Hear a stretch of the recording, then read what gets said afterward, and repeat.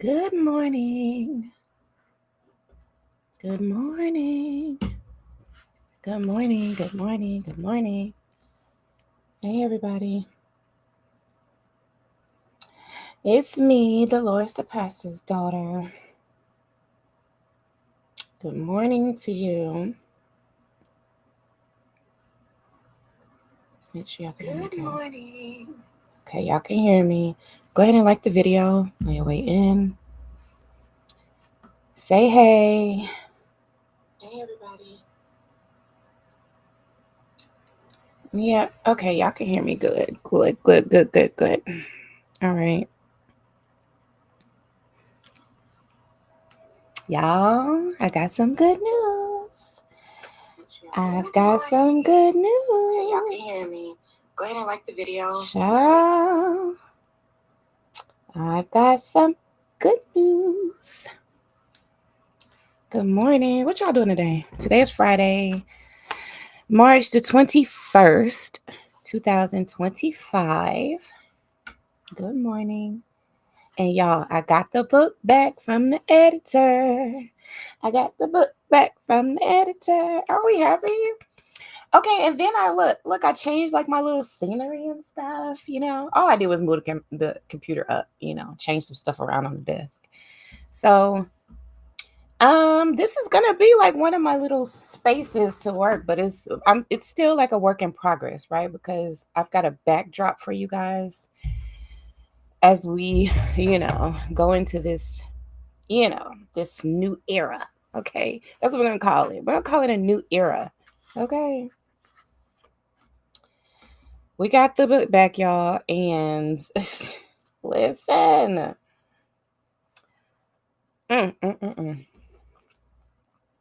gonna look at it, okay? That's what we're gonna be working on today. Well, at least that's what I'm gonna be working on. What y'all working on? What are y'all creating today? Y'all know this is our little accountability group, We come together, child, we create, honey. Because see, that's what God put us on this earth to do. Okay. You were created to create. Okay. So, we're intentional about it. We take the time, we're intentional, we focus, we approach it with a spirit of excellence. Like, yes, let's do this, let's create. So, what I'm creating right now is the second book in my memoir series, which is called The Pastor's Daughter Objectified. Okay, so the first volume in the memoir series was called The Pastor's Daughter Provoked. This one is The Pastor's Daughter Objectified. Okay, so let me know in the chat, like if you're following the series so far. Have you read the first volume? Have you read Provoked? Let me know, honey. Okay, because guess what? Provoked is coming right back up. Yep, it is. Believe it or not, y'all. It's not even available. It's not even available for purchase, like to get a hard copy of the book. I took it down. So, but you can still get the Kindle version of the book. And let me put I'm gonna put the book cover up for you so you can see that. That's the first volume in the memoir series, Provoked. And this is the second one. Which, you know what? Let me I might as well go ahead and upload that other book cover because I changed it. Well, actually, let me tell y'all what happened. Let me tell y'all what had happened. Okay. What had happened was it's a juicy story that's gonna follow when somebody say, well, what had happened was okay, so let me show y'all this. Okay, where is it? Where are you? Okay, so you know what? I might as well just go ahead and download another one. I'm just gonna go ahead and download another one so y'all can see this. Okay. So this is the second book cover. But y'all, this is not okay. This is slightly different from the cover that I created, right? Like I basically created this cover, but not exactly how it is right there. Okay, so hold on, let me I gotta download it because I thought I already had it. I thought I had it downloaded, but turns out I don't. Plus I changed it. I changed the cover again. So the cover is like, it's not totally different, but it's a little different. To me, my graphics are better, okay? So the cover that you see right there was a cover that I had a professional do based off of my own design, okay? So I designed it first, and then I sent the professional or whatever. I sent them my what I created, right? And they sent me back this, what you see on the screen right now, okay? And I like, to me, it's lacking, like it's missing something, right? Like the one that I created is um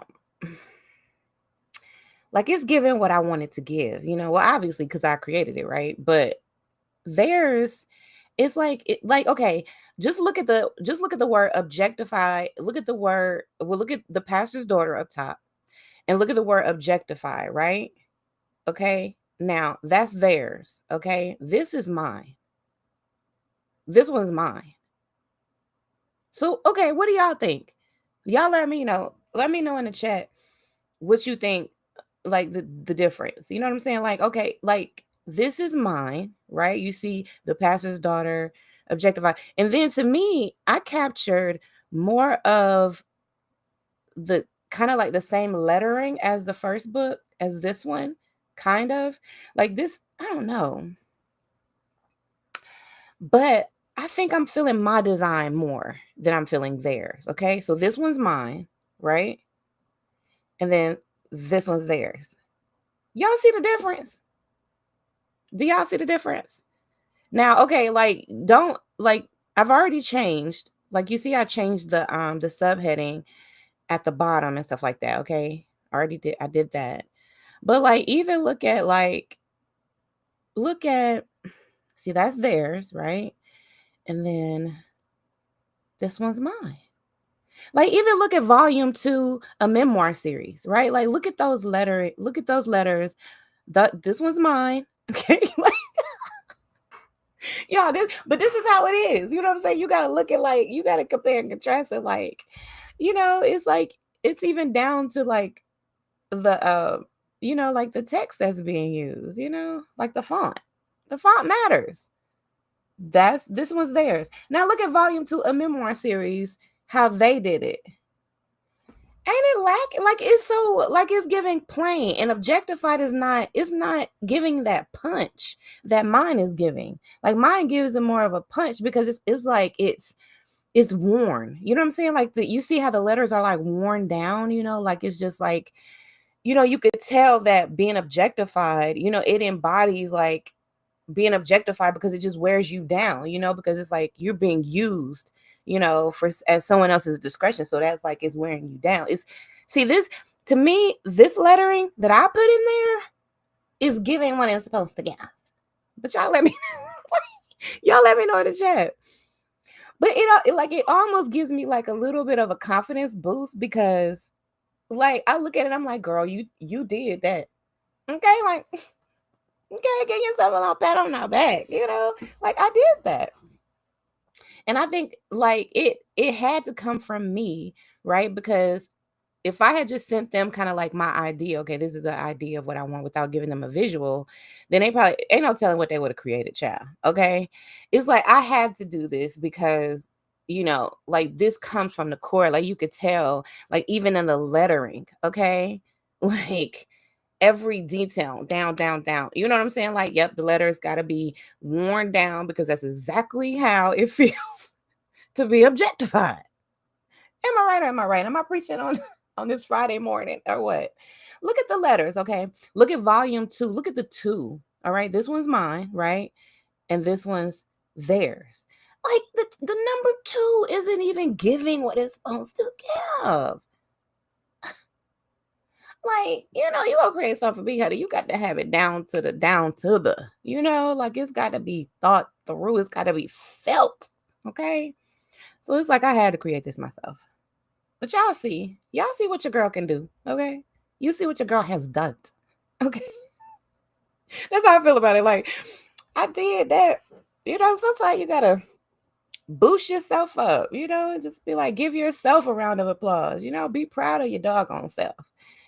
So yeah, I like that. And I see, especially, I'm glad that I sent it to them and let them kind of like put their, spin on my vision, because now I see, okay, I need to go with my first mind. Okay.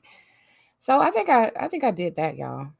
So let me know what y'all think. This one's mine, as you can see on the screen right now, with the worn down letters on the Objectify. You see the curly two. I mean, y'all, like I thought about this. Okay. I put those fonts in there exactly how I wanted them. I put the toaster with the toast right where I wanted it. Okay. Y'all see how you see how the words below the toaster, you see, look how close theirs is. It's just not giving, you know? Like it's all close to the toaster. Like it's just too much. But look how I did the y'all see even the font difference, you know? But no, that just lets me know that I really I gave it I put in there what needed to be put in there because it comes from the soul. Okay? Comes from the soul. So, anyways, what y'all gonna do with me? What are y'all gonna do with me, child? Okay, so that's what we have for the book cover. So I say the book cover is done. And you know what? I'm gonna go ahead and download the back cover too. Well, you know what? I'll wait because she may have made some changes because I also have my editor to look at the back cover. Um, but I can show y'all. Let me just share my screen real quick. Y'all know I created that in Canva. Okay, so I don't gatekeep over here, hunty. Okay. I created the book cover in Canva. So, you guys can go on over to Canva, child. And it's really like it's a really good app. Like, you can create a lot of things in Canva. Um, and to be able to create so much and for the application to be so inexpensive, it's just like, oh, that's so great. Because I feel like it's very reasonably priced. And I think they've recently kind of gone up on their pricing, which I mean they really should because it's kind of that good. But there's always new applications coming out, just to make it, even better. It's always improvement happening in the tech field. So anyways, so this is the back of the book cover. So I mean, you see how I copy that same lettering, the worn down objectified and same lettering. I picked this lettering, well, this font. I say lettering. You guys know what I mean. Um and same here. So you see like I just kind of I went through and like changed it multiple times to get the exact feel, because it's like the font matters, y'all. I mean, as you can see, right? You can see that the font definitely matters in, the impact that it's supposed to give.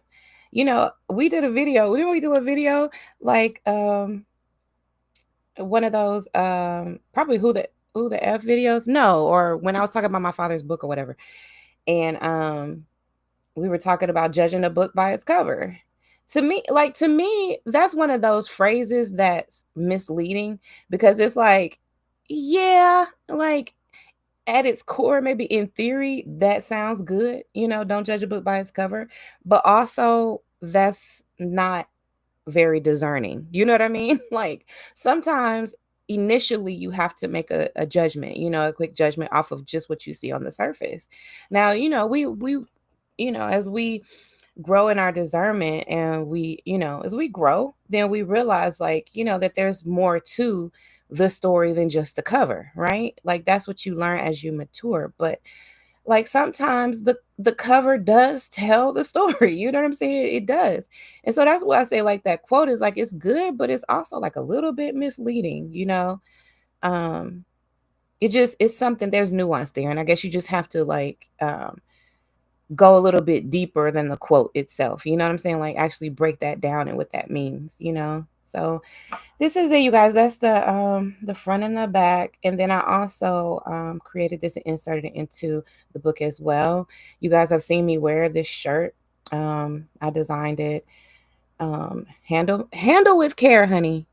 Okay. I am somebody's daughter. Okay. And then I added the text at the end. She is a daughter of the king, and her worth is beyond measure. So y'all like that? It's really cute. Um, Let me know if you guys are interested in purchasing that. I have I told you I created a shirt with this design. So and I've been wearing it around, and I've been getting a lot of compliments on it. And so, you know, some of the other daughters, they're like, "Oh, I love that shirt." So I think I might, you know, make this a merchandise item. This I am somebody's daughter. Make it available for other people to purchase as well. Y'all let me know if you're interested. Okay, so let's get into this. Let's get into this book, and I'm going to stop sharing the screen for a minute. I'm gonna open up my Upwork. I told you guys that I use Upwork for my editing. I've used the same editor for a couple of projects now, and I love her. Okay, she really captures what I'm trying to convey. You know, when you're really serious about writing a book, you know, then you oh, I forgot my my doggone key. Why is my keyboard not working? Hold on. Like, what am I supposed to do with no keyboard working? Okay, what did I do? I must not have. Y'all can see like I've changed some stuff in here. I've changed like the way the computer is and stuff like that. So I'm actually looking at a monitor screen with like I got multiple screens up, and then I put my laptop up there so you kind of like looking down on me. And so, but I had to move some stuff around between when I do my videos in the glam room versus when I do the videos in here in the she shed. And I moved my computer around, but I guess I didn't put the you know, the little adapter thingy. Y'all know what I'm talking about? I can't think, it's early. The adapter thingy. You know, the little USB adapter thing. I wonder if this is it. Look. Look, this is what I'm talking about, y'all. This is what I'm talking about. The adapter thingy. I wonder if this is it. So hold on, because I ain't gonna be able to function without a keyboard, y'all.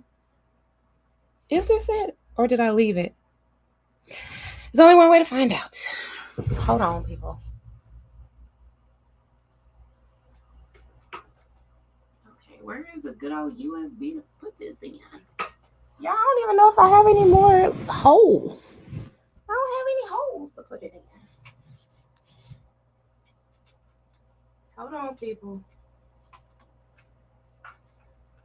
So what are y'all creating? Let me know in the chat. What y'all working on with y'all? Okay, let's see if this works. Y'all, what in the world? No, it's not working. Oh, Jesus. Jesus. Okay, I ain't have it on. I had to flip the switch. Hold on, let's see now. Nope, still not working. It's not the right adapter. Oh, Lord. Okay, what am I going to do? What am I going to do? I got to type it in. I got to do my little touchscreen thing.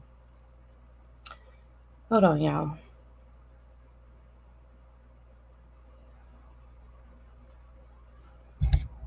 Let me know in the chat what you're working on. What are you working on, child? What you creating? What are you creating today? I I did already open up one of the attachments she sent me. She sent me the breakdowns, and she did some beta reading for me. You guys, beta reading is basically someone who like reads your book as as your audience, and they they critique the book and stuff like that, like they are, your audience that's critiquing the book, but it's before everybody else gets the book, so you can be sure that the message that you're trying to convey is being conveyed, that it's doing everything you want it to do, right? So let me see. Hold on. I'm gonna have to type it. I'm gonna have to use this touch screen because I don't know where I put the little adapter thingy. Does that make me sound a little slow? The adapter thingy. I don't care. Okay. Who I'm trying to impress. And why is my little touchscreen keyboard not working? Y'all, talk about technical difficulties. It's got me looking all kind of crazy. And see, this is why it's good to do a little system test before you go live. You know what I'm saying? Because you just never know what's gonna come up. No, ma'am. Oh, I know what to do. I know exactly what to do. Okay. See, sometimes you gotta be creative when you done messed up. Messed up. But I think what I did was I left the adapter to it in the attached to the other computer. I think that's what I did. So yeah, I know I gotta figure that out, y'all. Then I gotta go back up there and do another system check to make sure I didn't mess anything up there. Like it's crazy. And see, this is the things I do for y'all because I love y'all.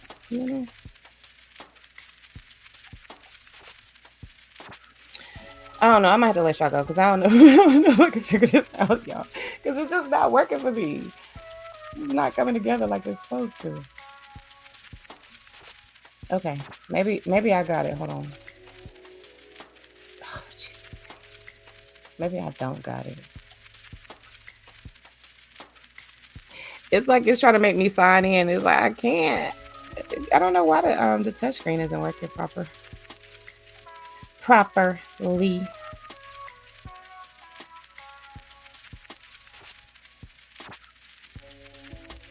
So what did y'all think about the book cover?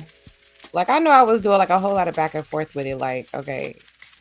But like that's what you kind of have to do, or what I'm saying, if that matters to you, I guess, I guess when not everybody it matters, but it matters to me. Like it's like every little detail matters, but I don't know. Maybe that's like a blessing and a curse, like because you can get a little overboard with it, I've gotten a little overboard with it, and sometimes it turns into like it ends up kind of making you a little stagnant, it's because you're trying to, it's like you're a little too worried about every detail,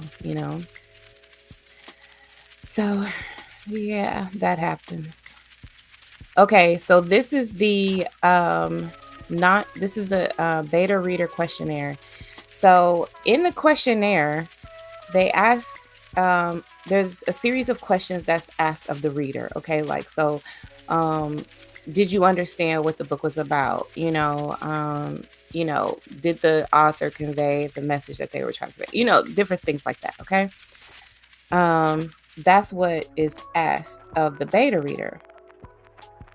So she sends me the question, right, with what was asked, or the questions that she's looking to answer, to make sure that I have thoroughly that I've covered all the bases that the book needs to cover. If that makes sense. Okay. So okay, where did it go? Where did it go, y'all? Okay. I think it did it download. Let me see if it downloaded. Okay, there it is. Yeah, it downloaded.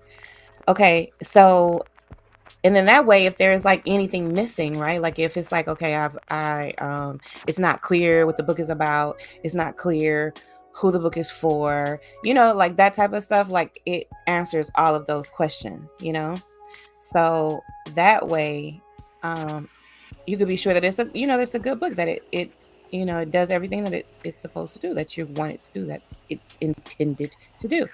So, this is what she sent me back, and I'm gonna share my screen with y'all if I can find it. Where is it, Jesus? Okay, there you are. Okay, I'm gonna share this screen with y'all and let y'all see what she wrote, and then we're gonna listen to it, okay? Because like I want to hear it and I want to read it at the same time. Like I want it to get in my brain what she, what her thoughts are on the book. Does that make sense, y'all? I hope it makes sense, honey. Okay. Let me see. How do I do this? Okay, I can share the window. Yep, there it is right there. Okay.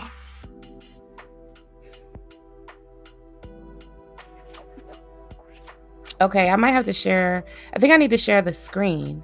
If I share the screen, then that way y'all can hear it too. Okay. So let me move this over to here. Okay, y'all see that?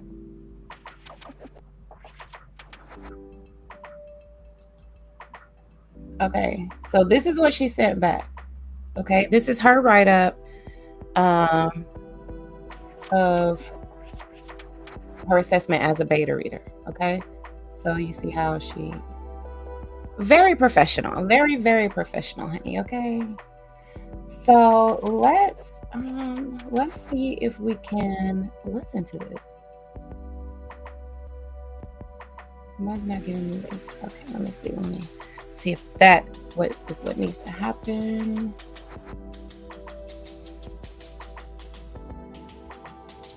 Okay, I don't think that's necessary. Okay. Nonfiction beta reader questionnaire. Introduction and first chapters. After reading the front matter. So can y'all hear that? Hold on, let me turn it down a bit. And let me see, because I'm it's not that loud for me. So this is why I love this read along feature, because it's like you can follow along with what's what you're reading, and like you can hear it and you can see it at the same time. And so for people who learn better visually and learn better audibly, if you combine the two, think about how powerful that will be to your learning process. If you can hear something and see something at the same time, and that, and how that helps you to be able to retain information. And that's what, a lot of us do anyway, right? But sometimes we're just not aware that, that's what we're doing, that we're learning both visually and audibly. So I'm gonna press play again, and then let me see. I can see if I can turn it up. Nonfiction beta reader questionnaire. Introduction and first chapters. After reading the front matter and the first few chapters, did you know what the book was about and understand the intended audience? After reading the prologue, introduction, and first chapter, I understood that the book combined elements of the memoir genre with the self-help guide genre. The book weaves together the personal narrative of the author's experience growing up as the daughter of a...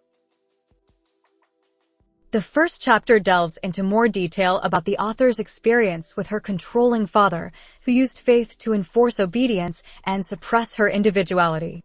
The author describes how her family conditioned her to view submissive behavior as love Can y'all and hear that? silence as a virtue. She learned that compliance was required to gain acceptance. Can y'all hear that good? I'm trying to check. I want to make sure y'all can hear it. Hold on. Time and that, and how that helps you to be able to retain information. So Family conditioned her to view submissive. Okay. Y'all can hear that good. Look at God. Won't he do it? Won't he do it? Okay, y'all. I'm gonna mute and I'm gonna. Well, no. Let me not mute. Okay. Because the reason I was muting is because I was thinking that maybe it would give it like an echo because I can hear it, and I didn't want it to like also come through the microphone. So I was thinking like if I mute out, then y'all won't get like feedback or hear it doubly or whatever. So I will mute. I'm gonna mute because we're not gonna talk about this. I just want to listen to it and see what she has to say first. Okay. So y'all, let's listen to what she has to say about the book.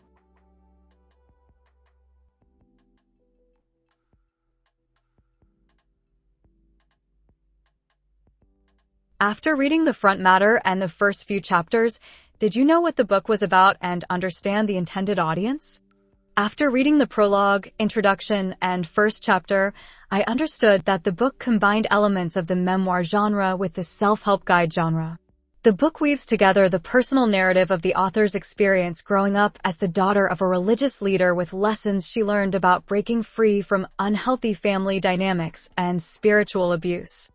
The first chapter delves into more detail about the author's experience with her controlling father, who used faith to enforce obedience and suppress her individuality. The author describes how her family conditioned her to view submissive behavior as love and silence as a virtue. She learned that compliance was required to gain acceptance. She then explains that the book will review how readers can recognize similar patterns and learn strategies to reclaim their autonomy and self-worth. It is my impression that the book is written for women, namely daughters, who have experienced similar trauma, religious abuse, or systems of control that aim to suppress autonomy. Given the focus on the author's father and patriarchal religious communities, I am also under the impression that the book is mainly addressed to women who have experienced religious manipulation that benefits patriarchal values and systems. The heavy critique of faith as a tool for control thereby makes the book most relevant to women from religiously conservative backgrounds, or at least women who experienced heavy control from a male figure representing patriarchal interests. Does the introduction effectively communicate what to expect from the rest of the book? Yes, I think the introduction effectively explains the main topics covered in the book and the author's purpose for writing the book. I thought the subheadings helped allow readers to scan to see the main ideas or goals of the book before reading on for details, which is helpful for anyone scanning preview pages on the web or a mobile device. The introduction outlines how the book includes both personal narrative and practical guidance. The author states that she will explore objectification, focusing on her experience with religious and familial objectification to help readers recognize and understand the conditioning that leads to their obedient and self-sacrificing behavior. I like the direct, emotionally charged questions addressed directly to the reader. As someone who experienced religious and familial control in childhood, I found this quite effective because it immediately made the content relevant and personal, which increased my sense of urgency in reading the book. I think some of the broader questions, such as, did you ever feel obligated to be a good daughter, despite the pain it caused you, will appeal to many women, even those who haven't experienced spiritual or religious abuse. The topics and the themes set up in the introduction are clearly relevant, urgent, and universally appealing to any woman growing up within a system where a man is heavily influencing their sense of self-worth, i.e., most women. As someone who prefers self-help books with interactive elements, such as quizzes, journal prompts, and exercises, I think I would have been sold even more if there had been a subheading and a short blurb in the intro that explained that such elements are included with the practical guidance. It seems like a common gimmick for self-help authors to write a book, but then publish a separate related workbook with such exercises. Therefore, finding a self-help book that includes both is a treat. Making it clear that you include such helpful elements may persuade readers to continue reading and persuade anyone on the fence to buy the book once they realize the value you pack into it with the exercises.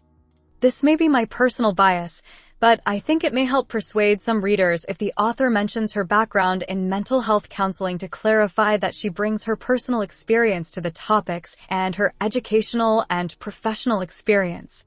With so many self-help books on the market, I think anything that helps an author stand out as a credentialed professional in such a popular genre may help increase readership and sales.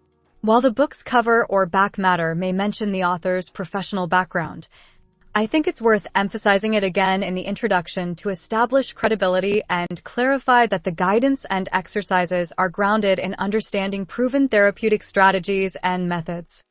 I think this may even expand the audience to include other mental health professionals or counselors who have less experience treating clients with backgrounds of religious or spiritual abuse.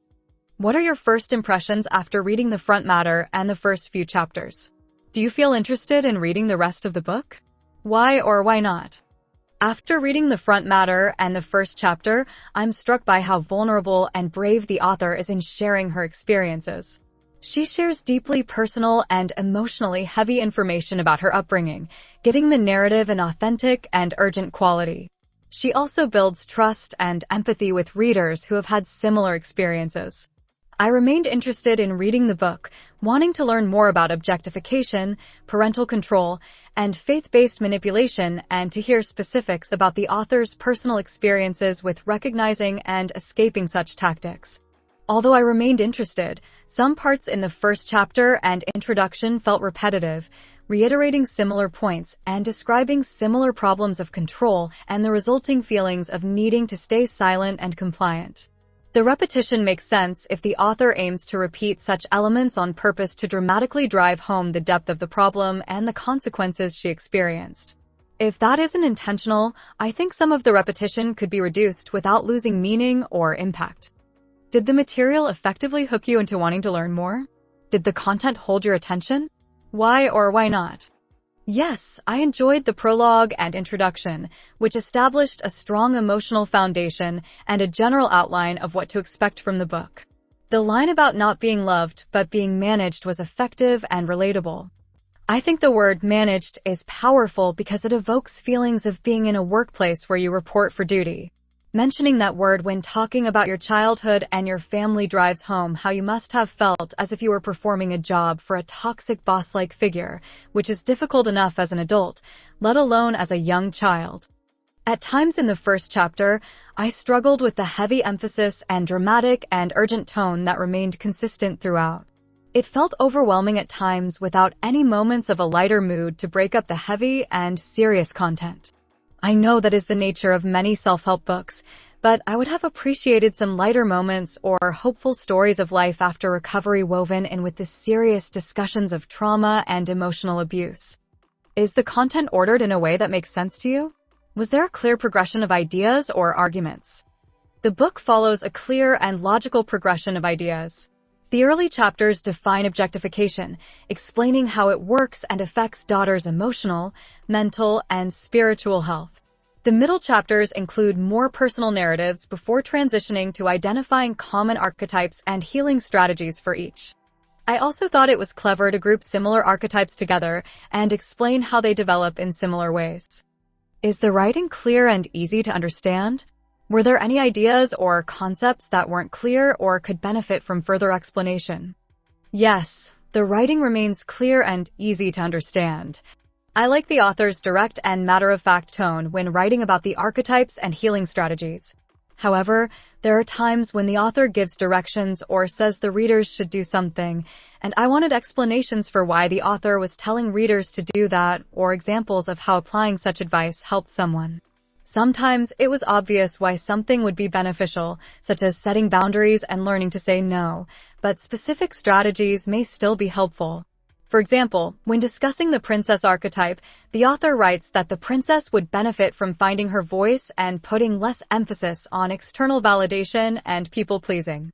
That sounds simple enough, but I wondered exactly how to get started. Including strategies for changing those behaviors may be helpful to readers like me, who enjoy detailed steps rather than more general directions. The book includes several examples of controlling behavior and using faith to manipulate. It may help to include explanations and examples of healthy spirituality and faith for those who have never experienced it. That may also provide a stark contrast to the abusive behavior and make it more clear to readers that their religious experience may have been unhealthy. If someone has grown up with only one way of operating around faith and religion, they may not realize the healthier behaviors or supportive communities that others are experiencing. I only realized the extent of the emotional abuse I experienced when I read a detailed description of what a healthy childhood is like and the specific parenting behaviors involved with that. I don't know why explanations of healthy behavior or positive family dynamics can have a bigger impact on some people, but they did for me. Something about the contrast between the descriptions of positive experiences and someone's memories of emotional abuse can more powerfully communicate that a situation was, in fact, toxic or abusive. Middle chapters. Was the content engaging? Did you remain interested in reading more? Why or why not? Yes, I think the content in the middle chapters stayed engaging and kept my interest. As someone who always loved magazines with archetype or personality quizzes, I enjoyed the content on archetypes and the personalized recommendations for each. In a society that is increasingly saturated with personalized marketing content, I think many readers, particularly younger readers who grew up with the internet and customized content, will enjoy that you explain each archetype and then provide personalized strategies for each. People enjoy feeling as though you're talking directly to them and considering their perspectives, so I think that is clever to do. Which chapters or sections were most compelling and why? I enjoyed the prologue and the introduction because they effectively set the tone and draw the reader in with the dramatic statement about being stolen. I also think many women will be able to relate to the statements in the prologue and introduction, even if they haven't experienced religious or spiritual abuse, so I think it is relatable and appealing to a wide audience. I also like the content about the breaking point. I think the author does a good job of explaining that reaching such a point of recognition isn't necessarily a sudden or dramatic revelatory experience. I enjoyed reading about the small moments when she experienced doubts or read something that caused her to ask questions. I think those small moments are often overlooked, but it's great that the author explained how those moments add up over time and lead to a breakthrough or a breaking point. I also enjoyed that section because I started feeling hopeful for the author. Did the writing style and tone remain consistent throughout the middle chapters? If not, what sections or chapters didn't maintain the style and tone used in the rest of the book? While the style and tone shift slightly when you change from writing about personal experiences to discussions of emotional abuse and strategies for healing, I think it makes sense that the tone shifts from emotionally vulnerable and urgent to more detached and academic since the subject shifts. The tone also shifts when you give the journal prompts or specific directions for dealing with problems, but I also think that makes sense, and I like that the point of view changes to the more personal first person for journal prompts. Were the transitions between chapters and main ideas smooth? Did the book progress in a way that made sense to you? Why or why not? Overall, I think the transitions between chapters and main ideas were smooth, and the book progressed logically.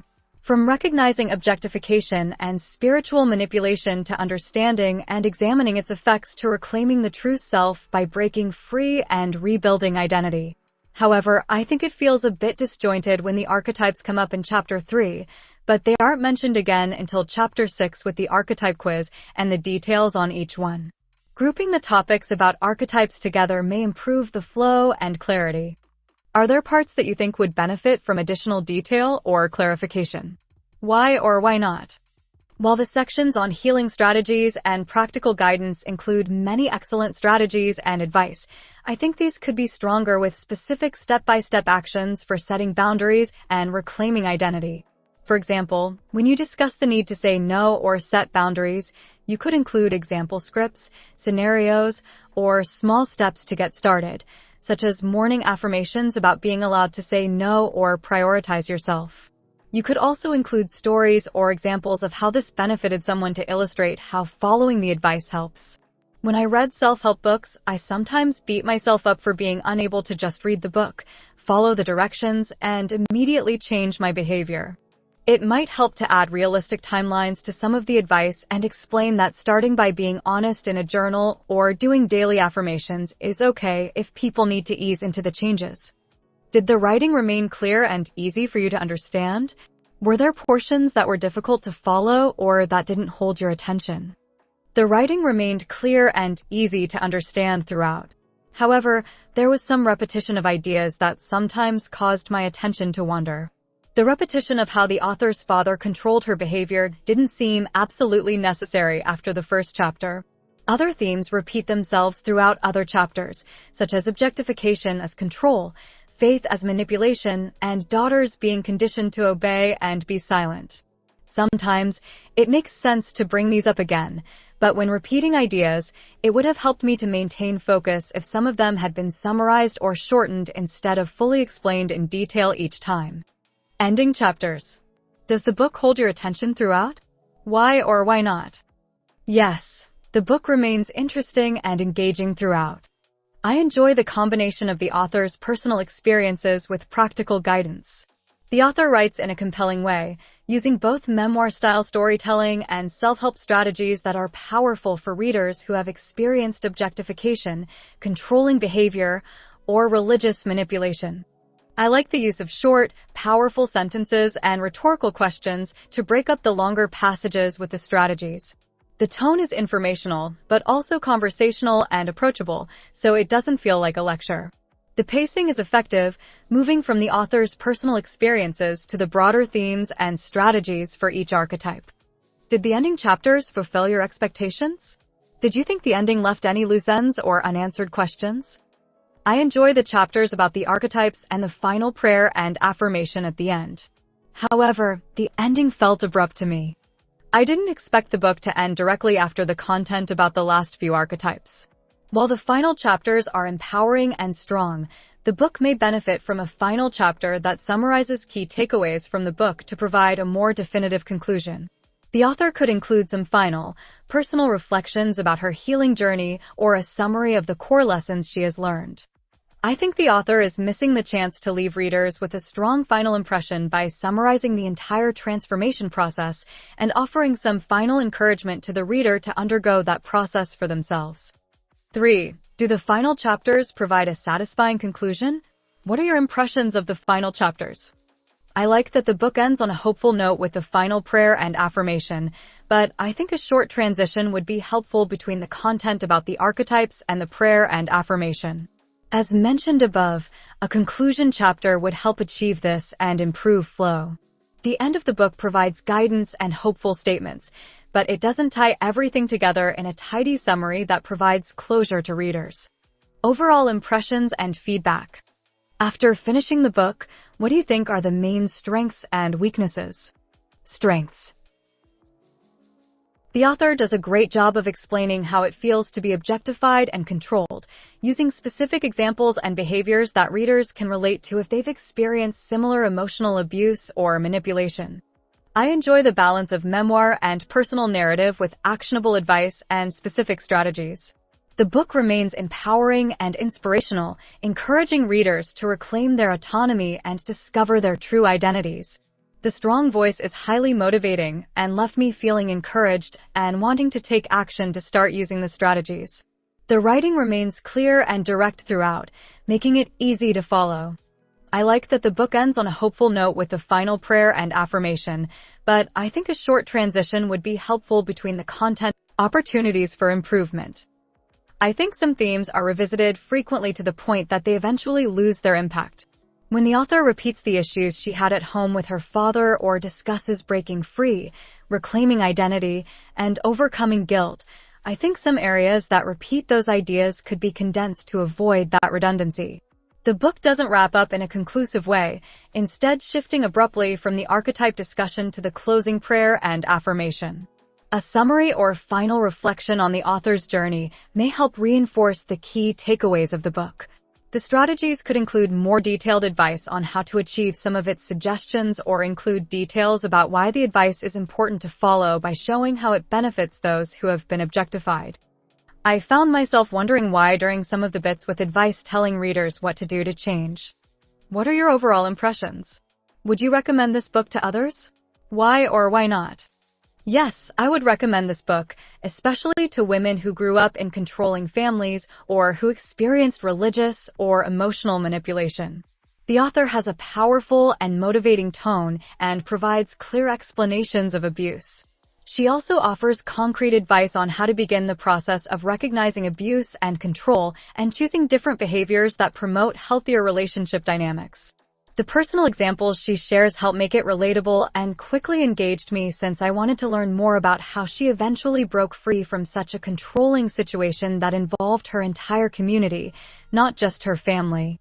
While it is motivating and empowering, as someone who likes detailed guides and directions, I would have enjoyed it more if it had included more specific strategies on how to effectively implement the great advice throughout. Did you notice any biases or assumptions you would like the author to reconsider or clarify? The book focuses heavily on religious or faith-based manipulation and control in strict family or church environments. That makes sense because the author has the most experience with that kind of control. However, I think there is an opportunity to expand the discussion to mention other similar forms of objectification women may experience to include readers who may not have experience specifically with faith-based control and manipulation. While the author mentions general cultural and societal expectations and norms, I think some readers may find the book more relatable if it included specific examples of control and objectification in such systems. For instance, the author could briefly discuss how women receive similar messages or manipulation at work when seeking medical care, in pop culture and entertainment depictions, or through the perpetuation of racial stereotypes in such contexts. The book could include a section to discuss how objectification intersects with race, culture, and ethnicity, and how religious and family systems are part of those wider systemic issues. I know it's risky to delve into politics, but it might be worth mentioning how similar dynamics can play out in wider contexts to create collective trauma from men who abuse their power, and how to deal with that when it may trigger issues from childhood. That may be beyond the scope of this book, though. For the section focused on the importance of breaking free, I think it would help to acknowledge the possibility that some people may not be in a safe or financially secure enough position to leave or break free. The author could include resources or strategies for how to deal with the situation until they can physically leave. For any teenage girls who find this book and may still be trapped at home with their parents, it may help to include strategies for how to survive until they are old enough to become more independent. Do you think any parts of the book are repetitive or could be cut without losing essential messages? If so, where? Discussions of how faith is weaponized and how the author's father used faith to control her during her childhood could be cut or condensed to avoid redundancy. Do you think the book meets the needs and expectations of its target audience? Why or why not? Yes. The book meets the needs and expectations of women readers who have been controlled, objectified, and manipulated within patriarchal families or religious systems with a prominent male leader. The stories and advice validate their experiences while offering hope and encouragement to reclaim their identities and discover their true selves. What are your favorite parts of the book? Why? I enjoyed the prologue and introduction, which I think are very effective at engaging readers and outlining what to expect from the book. I enjoy the personal stories and specific examples of how the author began recognizing the abuse and working to break free. I think the messages about how she not only broke free herself, but went on to share her story and help others with similar experiences are inspiring and uplifting. I enjoy how she discusses the importance of breaking the cycle of abuse to avoid being complicit in passing that abusive dynamic onto future generations of women. The author has a motivating, strong, and uplifting tone that considers how her actions affect the women around her, which is refreshing. What are your least favorite parts of the book? Why? Again, the conclusion could have been stronger to reiterate key points and offer final reflections. How would you describe this book to a friend? The Pastor's Daughter, Objectified blends powerful personal narratives and self-help guidance from a mental health counselor who explores her experiences with being controlled, objectified, and manipulated within her strict religious community and family, which were both headed by her father, the town pastor. The author takes readers on her personal journey of recognizing the abuse and breaking free, offering practical guidance and empowering messages to other women to help them reclaim their voices and autonomy. This book is validating and powerful for anyone who has experienced manipulation, religious trauma, or control and is now looking for strategies to break the cycle and form a stronger sense of self beyond fulfilling others' needs and expectations of them.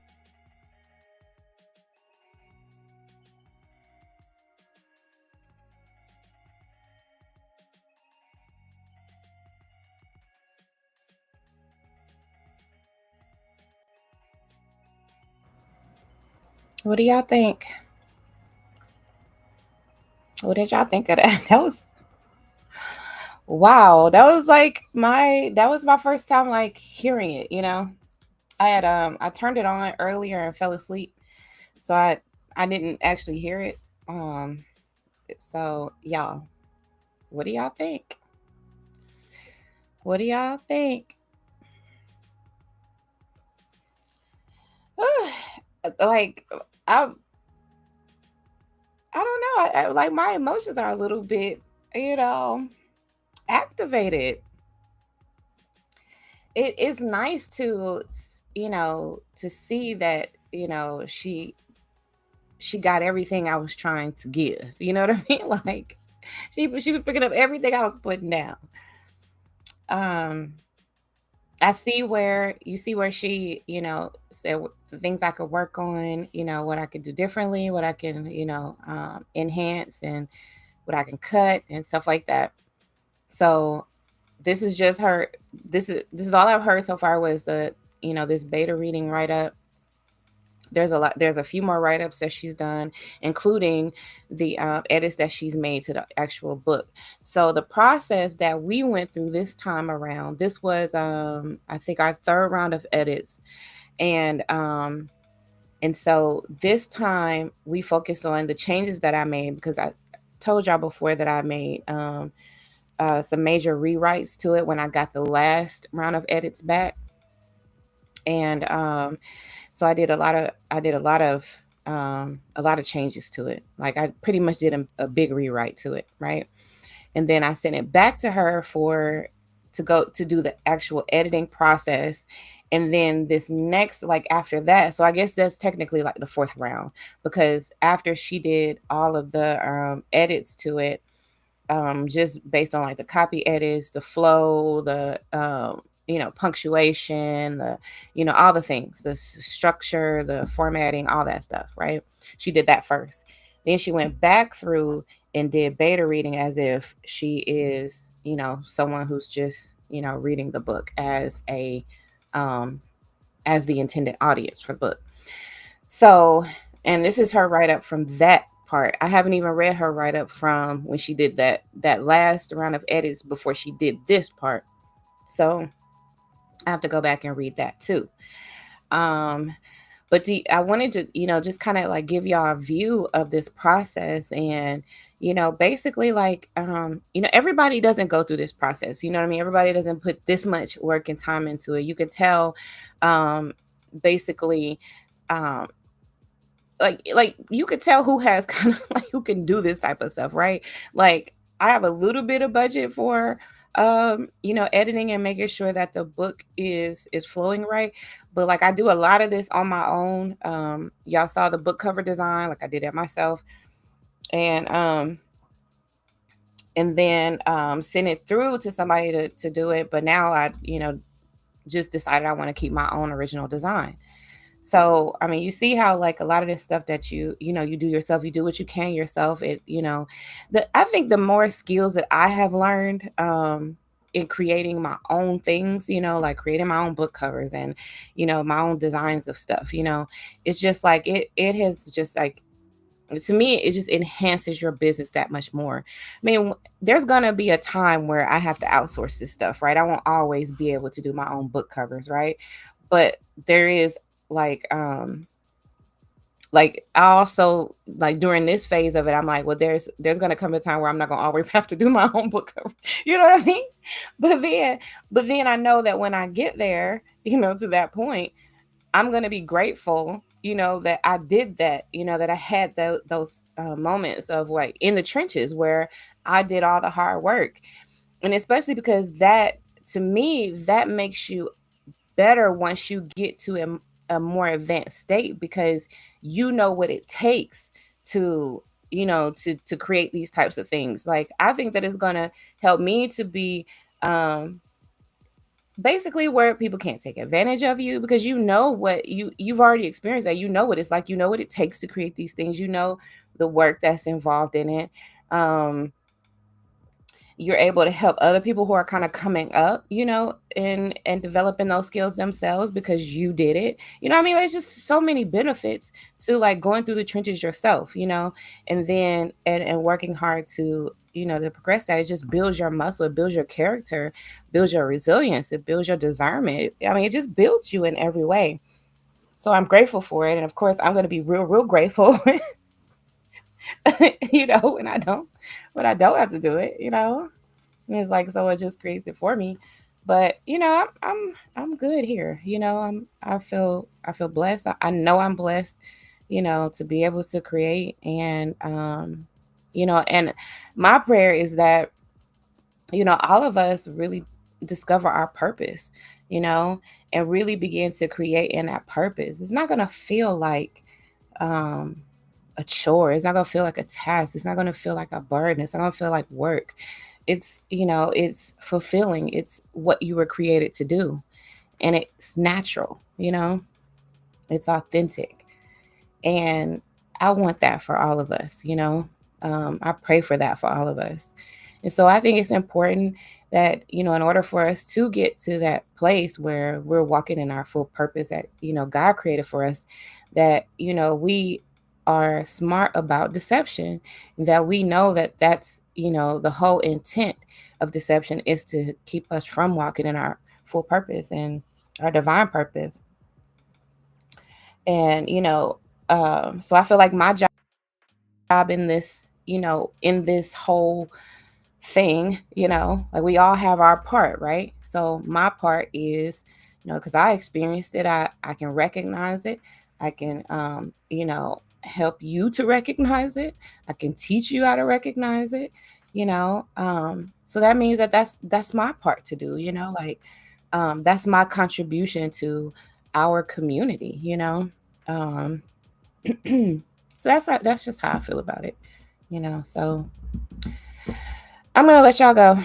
It's early, child. I'm gonna go harass my husband. I know he's asleep, but today is his day off, so so I'm gonna harass him. Yesterday was our 9 year, I think, our 9 year proposal versary. Is that right? No, 8 year. Wait a minute, y'all. Don't tell him. I forgot. Don't tell him I forgot. Okay, all right. So we're about to be 9 years old, right? Like, yeah, we're about to. It's about to be our 9 year anniversary. So this is our eighth. Yeah, this is our eighth anniversary when he proposed, or not. Y'all know what I'm talking about, okay? I can't do math right now. It's too early. It's too early. So anyway, so yesterday was when he proposed to me. That's our anniversary when he proposed, and I was so tired yesterday, y'all. I pretty much just slept all afternoon, and then what else did I do? Got up and went and sold fans. Someone called and wanted some fans, so I delivered some fans to a friend and sorority sister of mine, and then came back home and just kind of chilled a little bit and pretty much like laid right back down. I was just so tired. Like the weather kind of affects like how I'm feeling, how my body feels, and stuff like that. So I don't know, I just try to go with it, like I was telling y'all before too that I was taking that sleep class.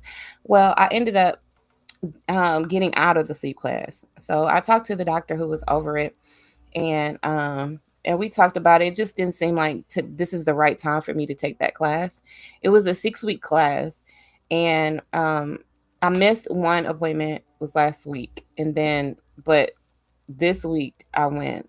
It's a virtual thing, and there's like other people in the class, and it's just kind of like a group class that helps people to sleep better, right? So like I have sleep apnea, I have insomnia, I have like I have all the things that interfere with your sleep, and plus like the fibromyalgia causes me to have like body aches, sometimes, and nerve pain and stuff like that. So I don't always get like the best sleep. So that's why I nap a lot. Y'all see my nap sign?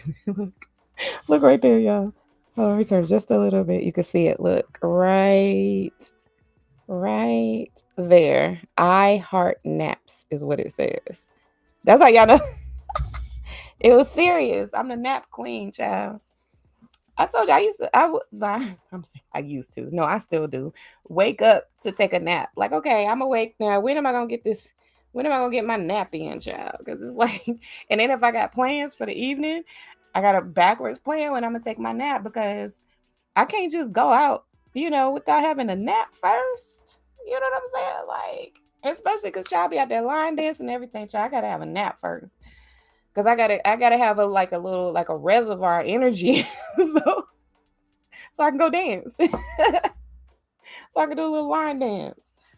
So yeah, like I take a lot of naps, and one of the objectives that we established like the first week is like, okay, where I'm not gonna take any naps. Like I'm gonna like have a set schedule so that way it builds up your sleep drive, right? And they sleep like your sleep drive is like, let's say like you're hungry, you miss a meal, you miss a couple meals, then you're like extra hungry when when it's time to eat, like in the evening time. So that's the whole point, right? If I don't take naps all through the day, then I'm going to be hungry for sleep at night, right? But I told them I was like, that don't really be working for me, like that doesn't really work for me. Like I'll end up like staying up, and not napping, and then still staying up like all night, like sometimes being too tired to even sleep. Like it's like it just be weird. It just be weird. Like it doesn't even make sense. But the very first day that I was like in that class, I told them I was like, okay, I'm not gonna take any naps. As soon as, soon as I got out the class, y'all, I went and took a nap. Like what am I talking about? Who am I fooling? Like, no, I need a nap. I need a nap. Okay, like, please, I need a nap. Y'all remember when we was kids, right? And you just never wanted to take a nap. It was like, no. You be fighting it. Like your parent be trying to put your head down. Like, no, I gotta see what's going on. And I'm just like, nah, child. Nap me right now, please. Okay. Nap me, please. So, all right, y'all. I'm gonna let y'all go. Thank y'all for listening to that. Let me know in the chat, what do y'all think? What do you think of the book cover? What do you think of the beta reading write up? What do you think about it? Like, is this kind of like even like expanding your desire to want to write a book, to get into the process yourself, like, is it bringing anything up for you? Do you see yourself doing this as well? Again, there's a lot of different processes, okay, to writing a book. This is just mine, okay? There's some people who like it's a lot easier than what I'm doing, for some people, depending on the route that they take. There's a lot of routes to take. But I'm just kind of like giving you a little bit of, my process and how I'm, deciding to tackle this book, in my own process. So, um, you know, hopefully that inspires you, and encourages you to get on out there and do it, go ahead and start writing.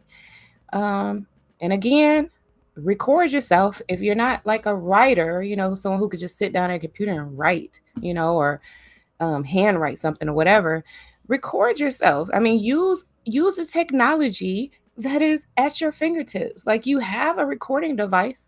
You have conversations with people about your life story all the time. Record yourself telling your story. And then turn that into transcription, turn that into an actual written document. And before you know it, you have started really creating the makings of a book. Make it easy on yourself, okay? Work smarter, not harder, okay? We were created to create. Other people created things that make it easier for us to create, right? We have this technology, Someone created that because that's what they are here, we're here to create, or are here to create. So let us use what they created to help us to create what we're supposed to create. Doesn't that make sense?